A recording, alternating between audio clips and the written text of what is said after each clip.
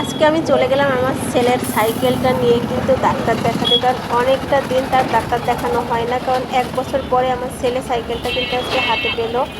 বলতে একদম রুমের মধ্যে সে জানুয়ারি থেকে একদম আটকানো আছে, যেহেতু একদম বাইরে যাওয়ার মতো সময় নেই, আর দোতলা থেকে নামাতে অনেক বেশি কষ্ট হয়। কারণ আমি তো একদম নামাতে পারি না, যেহেতু আমরা দোতলাতে থাকি, আর এখান থেকে নামানো অনেক বেশি কষ্ট হয়ে যায়। কিন্তু আমার ছেলে আলহামদুলিল্লাহ এখন কিন্তু একা একাই সাইকেলটা নিচে নামাতে পারে, আর এই জন্য কিন্তু ওর সাইকেলটা আজকে ভাবলাম একটু ডাক্তার দেখাই নিয়ে আই।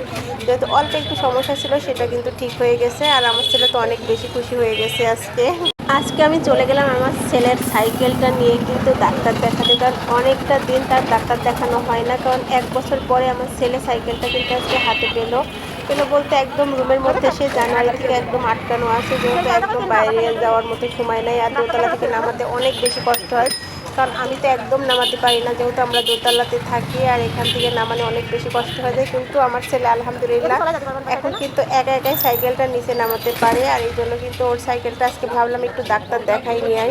যেহেতু অল্প একটু সমস্যা ছিল, সেটা কিন্তু ঠিক হয়ে গেছে, আর আমার ছেলে তো অনেক বেশি খুশি হয়ে গেছে আজকে।